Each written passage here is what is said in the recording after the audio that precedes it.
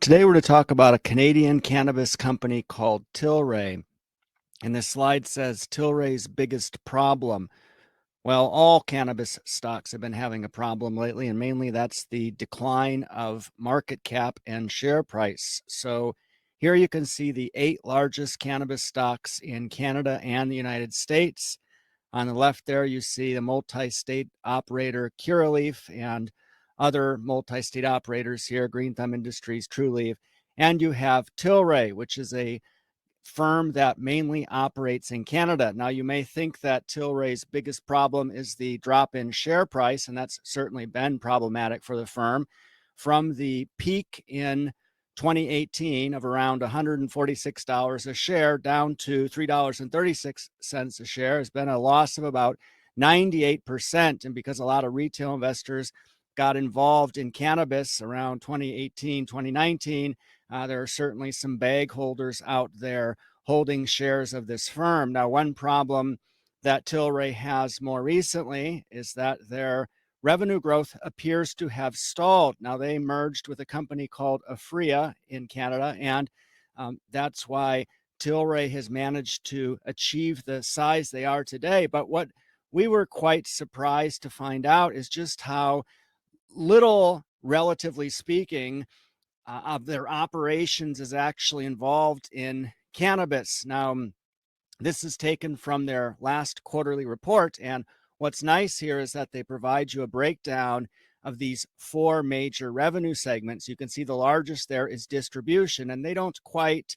give too many details about where this distribution happens or what it involves, but we can see it's quite low margin at around 9%. That's actually down from 12% the quarter in the prior year. And they talk about how that's because margins are being compressed. So we'll talk about why that is.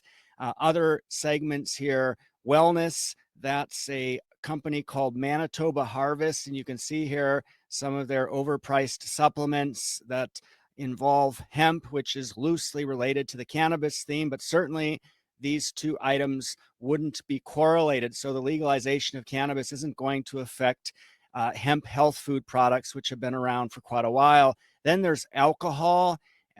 They're potentially diversifying here. Perhaps they plan to leverage some of that into cannabis drinks, but for all practical purposes, this is a separate segment. It's a what they call a sin stock industry. So people always seem to have money for alcohol in times of good or bad. But again, what we see here is a firm that's operating in a lot more than just cannabis. So it appears to be under 40% of total revenues. Now, when we dig into the details a little bit more, here we've broken out cannabis revenue, and there's some math here involving taxes. But what we've done is taken pre-tax cannabis revenue and divided that out from the various categories here. So you can see that Canadian adult use cannabis products, so that's recreational cannabis in Canada, makes up 70% of their cannabis revenues. And revenue from medical cannabis in Canada is another 10%. So 80% of the revenues right off the bat for cannabis are coming from Canada. And then they have about under 20% of revenues internationally. And they don't talk about where those are coming from. But what we want to see are sales coming from the biggest opportunity in the world, which is United States cannabis market here, the U.S. black market, which the legalized market will displace. You can see here in 2020, that was a huge $100 billion TAM. And there was also an $18 billion TAM for legalized cannabis, medical and recreational in the United States. And look at how small Canada is. Canada is more of a mature cannabis market, and they're just a fraction of the legal opportunity in the United States. So the fact that Tilray isn't predominantly focused on cannabis, and the exposure that they have to the biggest cannabis market in the world is minimal, doesn't make this a very compelling stock if you're a cannabis investor. That's the biggest problem with Tilray. Now, they do have some other additional problems which other cannabis firms share. One of those is that they have a lot of intangible assets and goodwill on their balance sheet. This results from companies overpaying in acquisitions. And when there was the big scramble to consolidate the cannabis industry around the same time that you saw a lot of hype in 2018 and 2019, there was a mad dash to acquire as many names as you possibly could, and that drove prices up. But what happened is that a lot of these firms ended up with intangible assets on their balance sheet, which they end up having to write off. And all that means is that first they'll have a real crummy quarterly earnings report whenever they do that, whenever the accounting department decides that they should have an impairment charge. But also it tells investors that the company squandered the capital that they were given to create a cannabis powerhouse, which is not the direction that we see Tilray going in. So this $3.9 billion most likely eventually will have some or all of that written off with impairment charges. And we already see some of that happening. Now, the other thing to look at here for Tilray is their cash and debt. So another side effect of acquiring like mad is that you'll have to issue debt to fund your acquisitions. And Tilray has about $568 million in long-term debt on their books.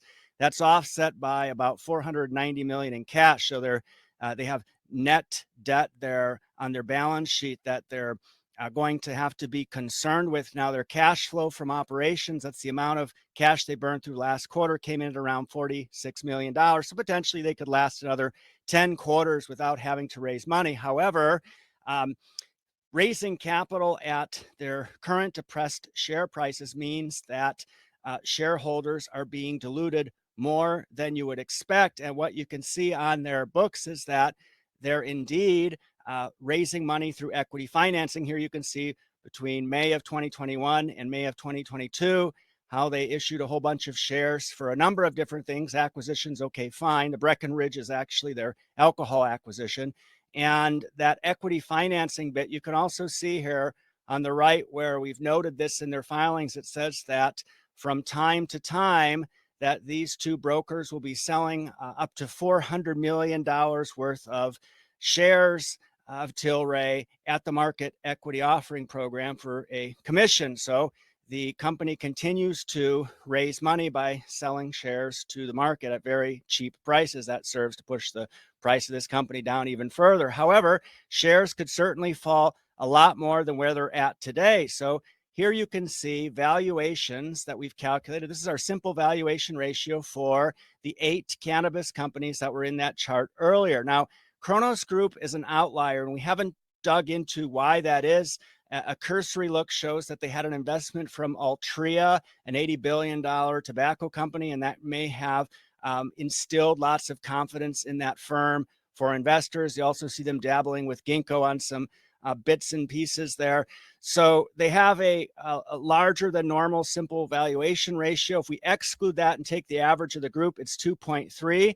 And currently Tilray trades at a simple valuation ratio of 3.4. So if it were to move to the group average, then shares would trade at $2.30 versus the $3.30 they trade today. So certainly not calling a bottom in their share price. Now, the last thing that we would say here is that we did a piece, and I'll put a description of that in the description of this video, a link to that piece, along with the piece that we used to produce this video.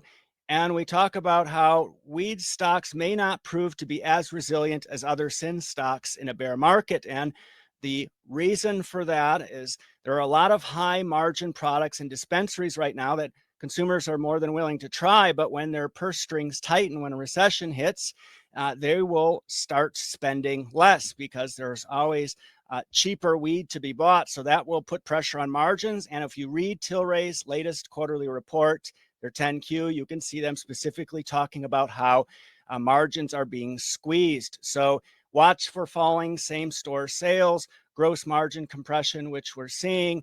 And of course, cannabis stocks are going to be quite volatile. Recently, President Biden talked about forgiving people who had cannabis infractions or misdemeanors, and that moved cannabis stocks quite a bit, around a 30% jump across the board, which was quite odd. The other thing you need to consider here is that when legalization moves forward, that's actually going to make it easier to operate on the black market. And there's a concern there that just how difficult will it be for the legal market to displace the black market? And in our piece that you can read on cannabis and bear markets, we talk about some very alarming examples in California of the black market just dominating the legalized market. So these are things to consider. Just to conclude, in talking about Tilray, they're not a leader by revenues or market cap.